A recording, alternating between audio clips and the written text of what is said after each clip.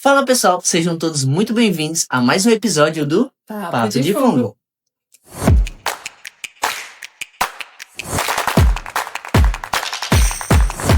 Para quem não me conhece, meu nome é Caio Dourado Barbosa, sou um dos apresentadores aqui do podcast e hoje, juntamente com a Heloísa Farias da Silva, que também é apresentadora, vamos falar com uma convidada aqui assim, para lá de especial.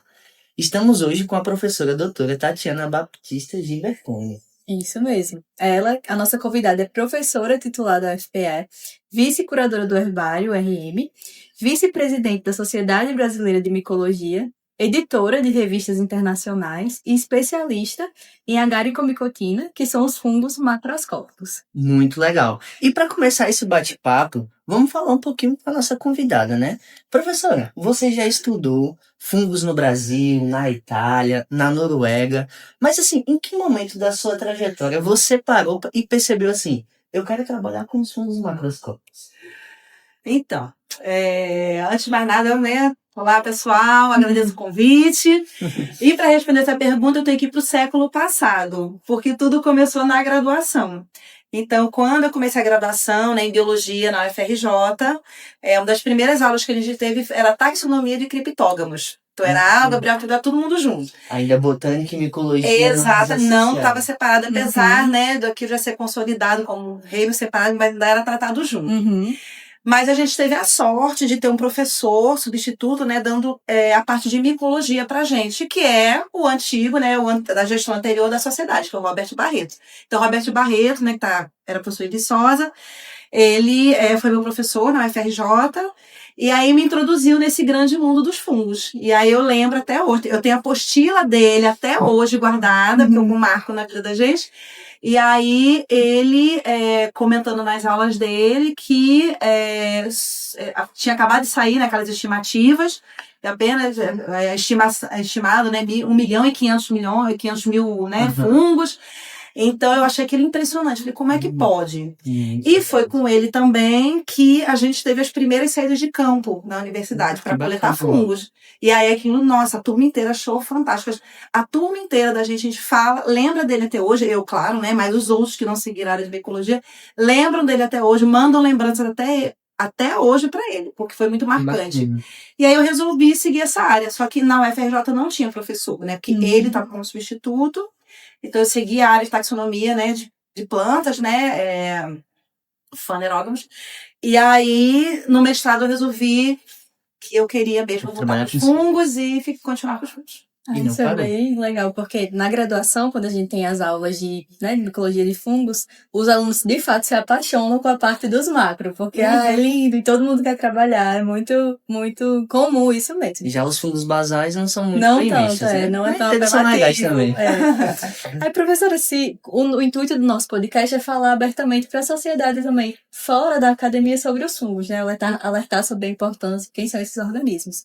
E aí, se você fosse explicar para um adulto, né, uma pessoa que é leiga nessa parte dos fungos, quem são esses fungos macroscópicos que você trabalha? Como explicaria? Então, de cara, a gente já fala assim, você trabalha com fungo. As pessoas, imediatamente, elas associam muito com micose, né, com doença ou coisa, mofo, coisa ruim. E aí eu tento resgatar, eu falo assim, olha, mas fungo, eu falei, mas não é de doença. Lembra-se de cogumelo, né? O que você come, o champignon, o shiitake, orelha de pau. Então, são esses fungos que eu trabalho, né? Então, eu explico. Aí as pessoas às vezes perguntam, mas eles fazem o quê? Para que serve? Aí eu falo, então, imagina. Aí eu venho com aquela questão. Imagina se todas as árvores, os galhos, as folhas, os frutos caíssem. Aí o pessoal começa a imaginar, eu falei, não ia ficar empilhando? Se não o lixeiro não recolhe, o que ia acontecer? Ia ficar aquele empilhando eternamente. Eu falei, os fungos degradam esse material. Aí, que coisa, então eu estudo esses fungos.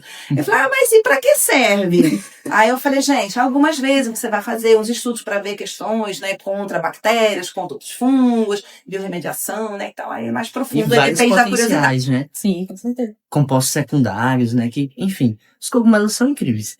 E aí, professora, quando a gente vai em campo, coleta os cogumelos, é quase uma caça ao tesouro. Eu também trabalho com macrofungo, mas é uma parte mais específica, né? Os fungos das asteroides.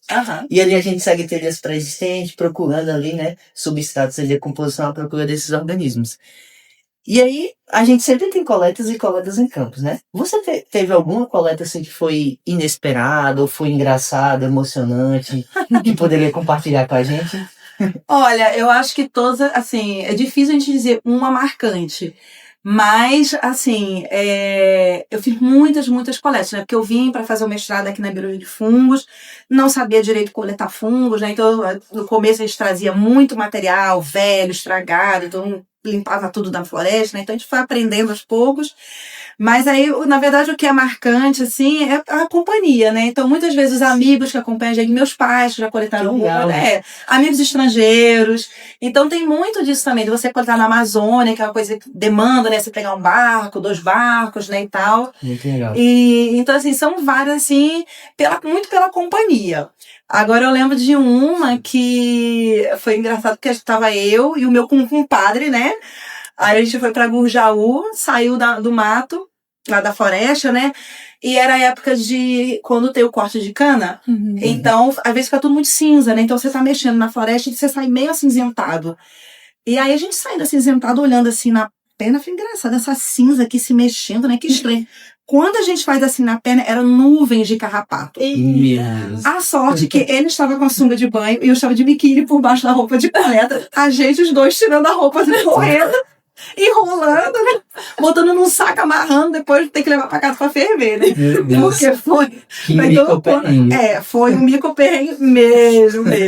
Mas todo mundo participa, né? Então. Faz parte da Faz coleta, parte né? das coletas, recebeu, Faz né? parte. E as coletas, assim, no hemisfério norte, tanto na Europa, né, também foram bem interessantes, porque é uma completamente diferente, né? Então, tu falou, foi na Itália, na Noruega, a gente participava das coletas também, então, muito diferente, né? Porque as florestas não são como as nossas. São tropicais, são Exatamente. destemperadas, né? O negócio é... São florestas mais organizadas, nem precisa de trilha. Uhum. E aí eu tive a oportunidade também de coletar com 2 pesquisadores muito renomados, né? Já estão velhinhos, que é o Rivarda e o Larson. Então também foram bem marcantes. Bem marcantes também. Porque aí você tem, todo a sabedoria deles, né? Então Que é bacana. muito emocionante também. Com a Ana Rosa Bernicchia também, que é outra pesquisadora italiana. É bem bonito também. Grandes nomes, hein? Deve ter sido uma experiência que Grande agregou muito, Tatiana, né? viu?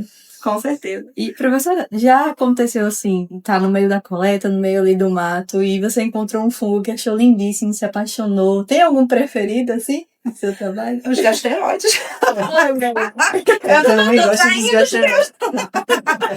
Tem, olha, porque o cogumelo é muito lindo, né, e tal, mas a gente sabe que eles desmancham logo. Aí você se apaixona, aquela paixão de carnaval. 2 minutos dura, né? Aí... Pegar um marasmo, então, em campo, tira um tudo substrato. lindo.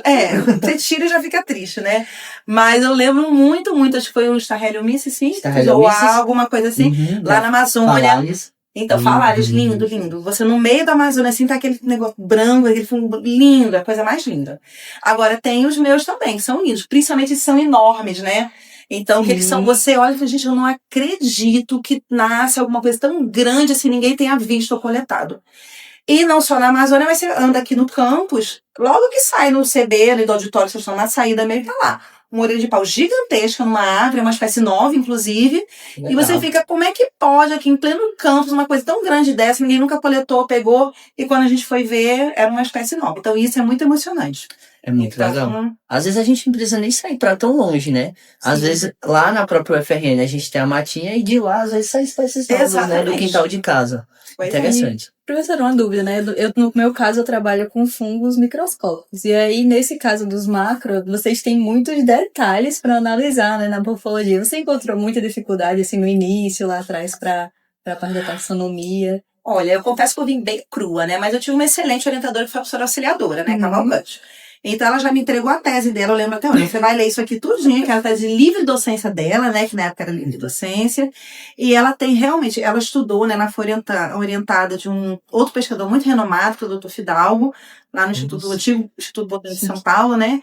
Então, muito cuidadosa, muito primorosa. Então, aquilo ali foi a base. Então, ela me explicou direitinho. Taxonomia, isso é fundamental. Exatamente. Então, tudo que eu tinha dúvida, ela explicava. Ó, segue isso aqui. Então, a tese dela realmente foi como se fosse um guia, né, pra mim. Qualquer dúvida eu ia pra ela também. E aí, mas tem coisas que são difíceis, porque às vezes por exemplo, cor é uma questão subjetiva, né, você ter uma carta de cores, mas as pessoas usam outros tipos de carta de cores, né? Ou então, pilosidade. Você vai, mas isso aqui pra mim é um veludo. Mas pra mim isso é áspero, né? Então, muita coisa aqui, até hoje, né? Então, a gente tem essa dificuldade com esses critérios que são subjetivos. Sim. Mas a gente vai se adaptando. Vai se adaptando. A taxonomia às vezes tem essa coisa de um pouco mais de subjetividade, mas a gente tenta às vezes padronizar, o que é difícil para alguns grupos bem específicos, né? Às vezes tem que ter ou teses específicas ou trabalhos específicos Isso aí. para poder. Eu trabalho com isso também, é meio complicado. Agora, professora, se fosse olhar aqui no herbário, né? Qual espécie aqui seria a mais curiosa, assim, visualmente? De fungo macroscópico? De fungo macroscópico. Tá. Olha... Eu já tô ali admirado com aqueles grandes. Exatamente, Eu gosto muito desses dois exemplares. Vamos lá ver. Aqui. Isso aqui é um Ganoderma. Exatamente. Esse aqui é na verdade, não é um Ganoderma, é uma Ganoderma. Esse aqui é um Ganoderma. Esse aqui foi dois irmãos. Né? Enorme. Pro pessoal que tá só ouvindo, eles são enormes, viu, gente? Dê uma olhada aí no YouTube.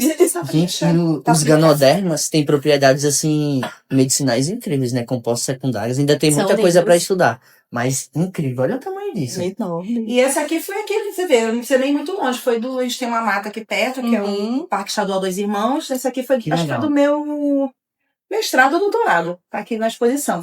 Então, esses fungos enormes, assim, eu acho muito admiráveis, né? Porque como é que eles conseguem chegar a esse tamanho, né? São perenes, né, e tal, estão ali decompondo, mas sabe que a ciclagem dos trópicos é muito rápida. Então, como é que eles conseguem, né, chegar nesse tamanho? Fica uma pergunta, uma questão, assim, bem intrigante, né? Demais. Muito legal. Agora, tem outros bem pequenininhos com os esporos lindíssimos, que é o contrário, os esporos enormes, eles são bem pequenininhos. Eu gente, como é que pode isso também, né?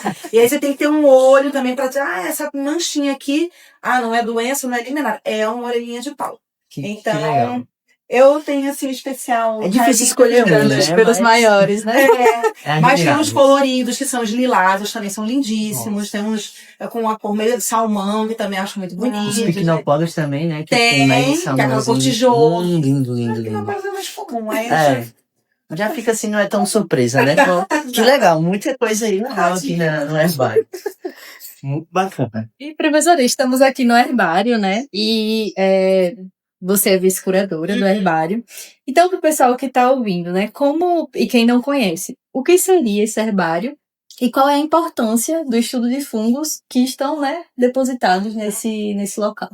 Então, o herbário, por definição, é uma coleção ou de plantas ou de fungos secos. Então, a gente não vai ter, né, nem no herbário, né, de planta, nenhum material vivo. Aí, no caso de material vivo, seria a coleção de culturas.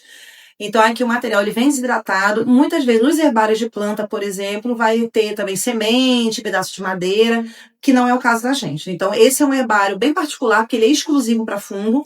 Então, isso é muito inusitado, porque, de modo geral, os herbários compartilham. Então, a gente vai ter herbário planta, e junto vai ter, às vezes, mixoviceto, liquenizado, fungo fitopatogênico, porque a instituição vai ser uma só. Então, a gente aqui tem esse privilégio de ter um herbário exclusivo para fungo. E é uma das maiores coleções da América Latina, exclusivas para fungo também. Então, primeiro vem essa importância, porque é um grande repositório, né, fundado em 1954 por Chaves Batista, e testemunho, né, da diversidade brasileira, porque não é só Pernambuco.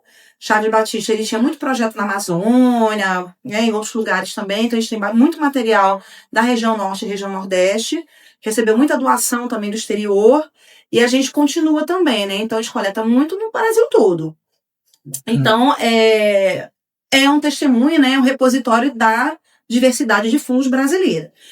E, diante disso, o que acontece? A gente coleta e quer comparar com o passado. Então, ele também faz esse resgate do passado. Então, eu quero saber, olha, Chaves Batista coletou um fungo em Dois Irmãos. Vamos ver como é que era, como é que está, se mudou alguma característica, se é isso mesmo, se é identificado corretamente. Então, ele também serve de material comparativo.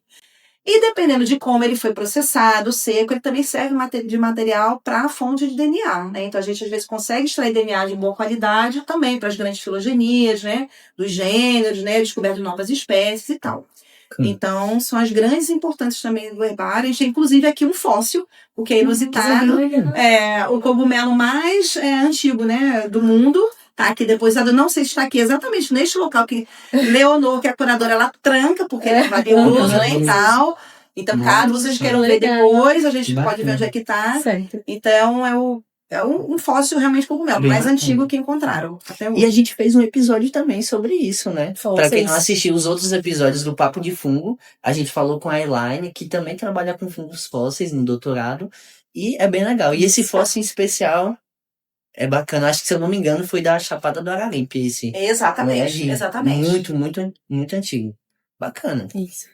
E, professora, a gente tem alguns fungos, às vezes, que são preferidos, a gente acha mais bonito, gosta de analisar. Tem algum que que a senhora já acha assim, mais difícil, tipo, chegou na coleção, já dá um trabalho maior de guardar, prensar? Suspira. Todos lamelados. Porque tem uns que, por exemplo, quando se torna biquinópolis sanguíneos, né? Então, assim, esse é tranquilo. A gente, mais um, né? Esse é fácil. Então, muito característico, muito marcante. E o que a gente vê que, na verdade, é que tem alguns que a gente, desse tipo, né? Isso aqui é fulano, né? Esse fungo. Quando a gente vai fazer biologia molecular, sequenciar o DNA, a gente vê que não é. Porque a gente ainda dá muitos nomes, né, estrangeiros para as espécies tropicais, principalmente aqui nos neotrópicos, né? E aí a gente vê que são espécies crípticas. Então, essa é um pouco a dificuldade, porque às vezes a gente já chega com material com a certeza absoluta que é fulano, e quando a gente vai fazer a parte do DNA, né, sequência do DNA, a gente vê que não é. São vários fulanos. Uhum. Então, aí às vezes a gente fica um pouco desanimado. Aí a gente, não, mas isso é muito interessante, porque a gente, fazendo isso, a gente colabora muito aí com as filogenias mundiais, porque a gente vê que falta muita questão dos fungos tropicais de modo geral. Então, o Brasil, assim, os neotrópicos e a Ásia tropical, eles contribuem mais. Realmente tem grandes lacunas, né? Como a parte tropical da Oceania, ou então a África. E a gente vê que quando a gente incorpora esse tipo de dado, a gente mexe em muita coisa. Então, assim, tem essas dificuldades, mas também são alegrias também. Isso. E para quem tá em casa, espécies crípticas são aquelas espécies que são... Você olha, é quase difícil de não diferenciá-las. Mas quando vai fazer a molecular, vê que é totalmente diferente. E tem grupos de espécies que são muito assim, gêneros que tem muitas espécies crípticas que a gente olha, nossa, é a mesma. Mas na molecular ela diferente, né? Muda toda a posição da filogenia. Muito bom. E aí, professora, se todos os fungos eles sumissem hoje, né, da Terra, não existisse mais nenhum fungo, o que aconteceria com as florestas e a vida humana? Porque às vezes a pessoa pensa, os fungos eles não têm importância. Uhum. Mas como a gente falou inicialmente, ele faz a decomposição da matéria orgânica, e eu acho assim que seria quase impossível, né? Completamente. Primeiro que a gente ia ficar desempregado, né? Essa é a primeira tragédia. Ia perder nosso emprego e nossa paixão. Imagina. Essa muda só que desaparece. Mas justamente tem toda essa parte, né? Que toda a matéria orgânica ela seria acumulada sem decomposição, porque bactérias, artrópodes não dariam conta, né, de tudo isso. E essa parte dos agapomicotina, por exemplo, são os grandes decompositores de lignina e celulose. Então, a gente teria esse problema. Então, uma parte da matéria orgânica conseguiria ser decomposta, mas a parte vegetal se acumularia até a completa exaustão dos nutrientes, porque isso é tudo ciclado. Por outro lado, a gente também estaria mais saudável, porque várias doenças sumiriam, tanto as doenças humanas nos outros animais e doenças em plantas também, de interesse econômico, também seria interessante, mas também a gente não teria mais vários tipos de queijo, cerveja, né, várias comidas chinesas, né, asiáticas, ia ser muito complicado a vida da gente. Mas... não, acho que a gente teria mais prejuízo do que ganho. Sim, com certeza. Concordo muito.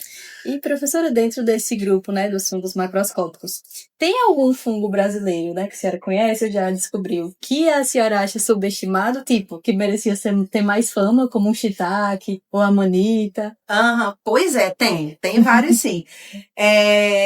Muitos cogumelos, né, então os fungos agaripóides são lindíssimos, tão apelativos quanto a manita muscaria, por exemplo. Tem verdes, né?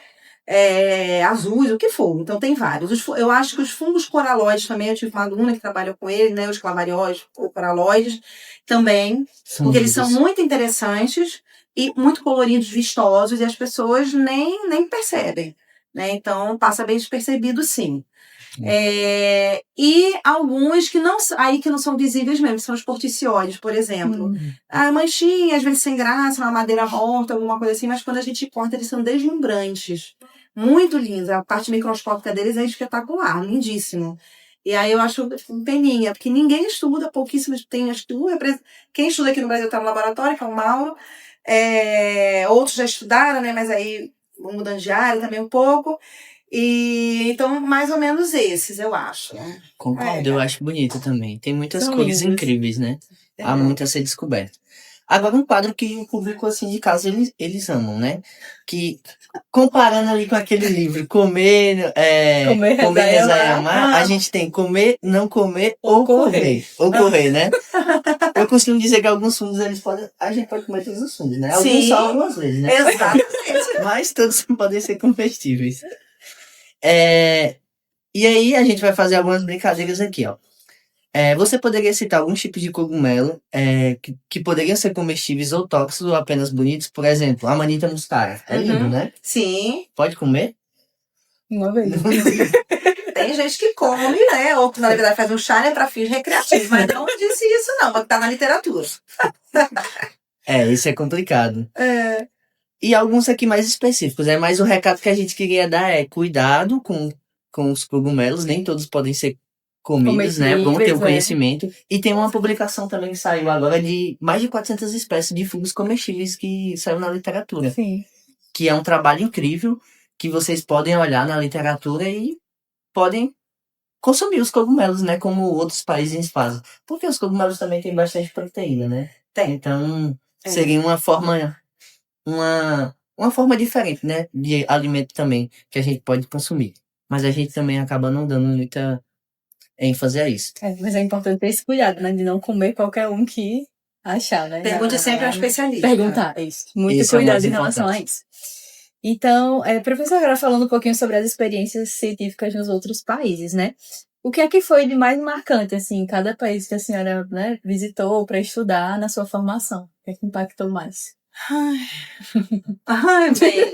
Teve pelo desabafo aí. Muitas coisas. Não, foi uma experiência extremamente marcante, né? Então, por exemplo, a primeira, assim, realmente para estudar, né, e tal, morar fora, que foi na Noruega. Eu passei a primeira vez 5 meses, estou doutorado de sanduíche. E aí a gente é apresentado para um mundo novo. Uma coisa a gente vai passear, vai de turismo, né, e tal. Mas outra quando você tem que lidar com a burocracia, com o dia a dia, com a neve, Sim. né, e tal. Então, assim, tem muita parte pessoal, assim, né, do dia a dia mesmo. Sim. Né? Então, o que eu lembro muito lá, não é nem da parte, assim, muito científica, mas a gente sempre teve muita penúria, né, nas universidades públicas, né, sempre falta de dinheiro. Eu lavei muita lâmina na vida, porque não tinha dinheiro para lâmina. E aí, não tinha dinheiro para papel, não tinha nada. E aí, quando eu chego lá na Noruega, a mesa estava muito baixa, eu já cheguei no laboratório, já estava assim. Então, provavelmente a mesa, eles são muito altos, né? A mesa devia estar muito baixa para aquelas pessoas muito altas. Então, eles levantaram a mesa com a resma de papel nova. Eu falei, gente, eu acho que eu nunca tinha visto uma resma de papel nova.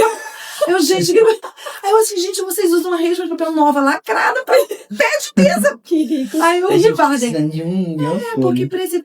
Aí ele, você quer levar para o Brasil? Eu não, que nem cabe na mala, mas que incrível! E usando lâmina. Então, essas coisas à vontade, não precisava lavar, então, reagente, você pedia, tinha. Então, muito era essa questão assim, da facilidade, né, e tal. Outra coisa que eu também achei marcante foi justamente a temporada específica para coletar fungo. Porque a gente aqui, na medida que a gente tenta a cada chuva. A gente tem uma época da chuva longa, né? E lá não, é sempre no outono. Então você só vai, a sua estação de coleta é sempre no outono deles. Porque se passa dessa época, fica muito seco. Tem um ou outro fungo que é mais da primavera deles, né? Mas o grosso é no outono. Então aí você coleta muito. Outubro, novembro, dezembro, você coleta muito. Né? Então, toda semana a gente ia pro campo, coletava. E na Itália, quando eu fui estudar, né, que eu gostei tanto de ir pro exterior, eu falei, não, eu quero voltar. Então, eu terminei o doutorado, arranjei um pós-doc na Itália, e coletar para consumir. Então, a gente coletava fungos, né, os corticioides, né, os poroides, mas a gente também coletava os agaricóides comestíveis. Então, eu tinha a minha orientadora lá, ela sabia, Então a gente coletava, eu trazia para casa, limpava, congelava e comia os fungos populares. Isso também foi fenomenal. Foi muito bom também. Legal. Quem sabe no episódio futuro vamos fazer alguma coisa na cozinha aí, né? Mas eu não cozinho mais. A gente tem que fazer na Itália pra gente coletar. Tem que ir pra Itália, todo mundo da equipe, pra poder vivenciar isso, né? E, professor, hoje você é a vice-presidente da Sociedade Brasileira de Micologia, hein? Muita coisa. Aí você, como enxerga esse crescimento, assim, da micologia no Brasil, você como professora? Então, a gente acho que ainda pode expandir muito. Tá? Então, eu acho assim, a importância da sociedade, por exemplo, é agregar, unificar, né? Promover essa rede de contato, de colaboração. Então, a gente espera que isso assim, aumente cada vez mais. Então, porque apesar de falar, parece que não é muito consolidado, mas é uma das maiores redes no mundo, na verdade, nas várias sociedades, porque o Brasil é enorme, né? Então a gente tem uma massa crítica e é um centro de formação de excelência de micologia. O que eu acho que tem também falta muito a inserção, né, da micologia nas escolas e na própria universidade. Sim. Então, assim, quantos aqui que vieram de outras instituições que nunca tiveram aula de fungo? Ou tiveram aula de fungo com alguém que não era especialista em fungo? Eu, por exemplo, não tive aula de fungo. Pois é, exatamente. Então, quando eu tive fungo, quando o Robert saiu, era alguém de alga dando fungo. É muito interessada, muito, né? Tá trabalhando até hoje lá, adora dar aula de fungo, mas não é especialista. Então, eu acho que falta o entendimento das universidades, das instituições de pesquisa, de ensino, do próprio governo, de começar a entender que já passou o tempo de que fungo não é planta, isso tem mais de 100 anos, tá chegando a 100 anos agora, né? 2000, sei lá, agora é fauna, flora e fungo. E fungo, exatamente. Então, isso tem que ser incorporado. E no ano passado também já tem uma lei agora que inclui os fungos nas políticas de conservação. Exatamente. Então já passou desse período de fato, né? Então falta a gente colocar isso na prática. E a gente, aí, como sociedade, como indivíduo, como micólogo, então todo mundo tem que cobrar. Tá? Então não é só o papel da sociedade, ou de uma associação, ou de um grupo, ou de uma instituição. É todo micólogo, né? Cada um tem que começar a cobrar também. Né? E fortalecer esse movimento. Isso. E aí a importância do nosso podcast, Sim, que é justamente uma forma de levar né? esse conhecimento para além da academia, né? E, professora, teria algum conselho assim, que você daria para os pesquisadores que estão iniciando e têm vontade de entrar na área da micologia? Pois eu sei que às vezes vai ter muito obstáculo, né? Levem a resma de papel. Exatamente. Agora não, agora tá mais tranquilo. Agora já tá tendo. Pois é, o tempo de penúria extrema já passou. Mas eu sei que em alguns lugares tem essa dificuldade. Primeiro, assim, às vezes tem o primeiro contato, né, no colégio, na universidade, e aí não tem um professor para orientar, ou às vezes vai ter, por exemplo, vindo do Rio de Janeiro, tinha parte de micologia médica, mas não era o meu interesse. Meu interesse era macroscópico, né? Eu também não estava interessada em doença, de plantas, enfim. E aí, às vezes não tem exatamente o que a gente quer, mas faz o que tem. Tem muita coisa online hoje, né? Então a gente tem a rede de contato. Na minha época não tinha nem internet. Então, assim, a gente faz essa rede de contato, busca cursos online, né? Vai vendo o que tem e vai entrando em contato com as pessoas. Então, às vezes, assim, no primeiro momento parece que não vai dar certo, não vai conseguir, porque não conhece, não sabe. E aí, busca mais um pouquinho e tenta. Né? Então, tem vários centros hoje no Brasil, várias possibilidades também. Existem muitos tipos de mobilidade. Você está numa universidade, você pode fazer disciplina na outra universidade. Então, correr atrás. Porque o que a gente vê, às vezes, é muita apatia. Então, a pessoa está lá esperando as coisas caírem do céu. Não vem. Então, assim, não cai do céu nada para ninguém. Então, depende muito da sua vontade de correr atrás, né? Do seu jeito, né? E tal. Às vezes, não tenho dinheiro. Mas tenta. Entra em contato que tudo se resolve. Sim. Agora, não cair do céu não vem, não. Tá? Então, tem que correr atrás mesmo. Tá? Na vida inteira, na verdade, né? Então, às vezes, tá vendo o pessoal muito apático, esperando as coisas chegarem. E a gente não tem condição de atender assim. Recado pros orientados aí, viu? Exatamente. Foi direta. Exatamente. Muita gente. Pois é. Vamos correr atrás do prejuízo aí. Uhum. E agora, professora, a gente tá quase finalizando, né? Uma pena esse bate-papo tão bom. Se for uma indicação final, né? Pro pessoal que tá em casa, se fosse indicar um fungo agora, se eles fossem dar um Google ali, qual fungo você indicaria pra eles? Assim? Eu já tenho o meu, assim, preferido. Então vocês começam. Eu indicaria um fungo que eu trabalho em gênero, que é o gênero Geasta. E também é gasterói. É uma Lindinho. graça, é. Fofinho. Os meus, os bichinhos são menos apelativos, mas eu indicaria olhar o Dictyosporium, que é um funguinho que ele parece uma mão. Eu acho muito lindo. Ele é marrom, lindo castanho, mesmo. ele parece uma mãozinha, eu acho a coisa mais E a fofa. Delorte que eu acho linda. Parece uma Delorte, pipoca box. linda também. Linda, linda. Primeiro Quem que registro pro parece uma Brasil. pipoca? É o esporo. A gente foi pra uma coleta do... A gente coletou lá no bioma Cerrado, em Tocantins. Aham. E entre os rios a gente coletou no menor rio da América Latina, que tem 142 metros. Oi. É o Rio Azuis, e o terceiro menor do mundo. Só que essa coleta específica foi um rio chamado Rio de Ondas, que é no oeste da Bahia. Uhum. Aí a gente coletou esse fungo, que é o Delortia palmícola, que ele tem, acho que 3 registros no mundo, e nas Américas tinha só um na Colômbia, se eu não me engano. Aí quando a gente mandou, ela mandou pra orientadora, vários especialistas, aí não tava sabendo. Aí até chegou no especialista e falou, não, isso daqui é o gênero Delortia. Aí quando olha no microscópio, ele parece uma pipoca box. O esporo dela, É parece muito lindo. muito. Ele tá É muito publicado, fofa. depois a gente pode Tá mostrar bom, quero na ver. revista lá americana da Torre Jornal Botanic Society, da sociedade lá. Olha que joia. Aí foi muito legal porque foi um registro assim Isso. que nunca mais a gente tinha visto. Aí o grande lance foi quando a gente foi revisar, porque quando a gente viu tipo o material que não tem nenhum material tipo, né? Eles classificaram como base de omicota, sendo que é ascomicota. Olha. Aí Muita tinha dificuldade. 2 linhas de descrições e os termos tudo para basílio. Aham. E as medições muito simplificadas, né? E aí tinha uma revista que é, se eu não me engano, Inerigiana, Aham. que não tá funcionando mais, a gente entrou em contato, até que a revista conseguiu mandar o material Aham. para ter o acesso. Aí, resumindo, se a gente coletar ele de novo, a gente poderia talvez leitorificar o Aham. material para poder ver se Olha. realmente é essa espécie ou não. Tá vendo como é que é a micologia, né? É, Do nada a gente surpresa. aparece uma coisa assim. Foi. Aí eu fenomenal. participei, eu não trabalho com infomicete, mas foi uma experiência bem legal. Aham, com certeza. Então, no meu caso, é perigoso eu falar qual que eu prefiro, assim, porque eu posso causar uma polêmica no laboratório. Então, É todos os estudos, pronto. Então, não posso, mas com certeza tem alguns gêneros que a gente acha mais. São espécies, né? Grupos de espécies e tal. A gente trabalha com, né, além dos clavarióides, não Eu já só os vi que ela gosta dos clavarióides. clavarióides. Olha, nossa amiga, os Que é roxo, porticioides, roxo. que é. A gente tem todo esse grande grupo dos poróides também que a gente trabalha, né? Poróides E são aí esses. você tem os coloridos, uns com esses esporos diferentes, outros que a gente vê assim, nossa, coisa mais sem graça. Quando corta é lindíssimo, né? A parte microscópica. Então é muito difícil. Eu não sou mãe, mas eu imagino que seja mãe, que você não consegue ter Escolher, né? a preferência, não tem como escolher, porque cada um tem a sua particularidade, sua beleza, seu problema. Então é difícil a gente escolher. E não tem. É difícil, é difícil. Desculpa. É, Tudo bem, a enfim, gente ficou em entende. aberto aí, né? Fiquem abertos, é. Mas eu confesso que esses coloridos são os mais bonitos São mesmo. lindos, sim. No Cerrado a também. gente coletou um também que é azul, que é tipo um etoloma, eu acho, sabe? Aham.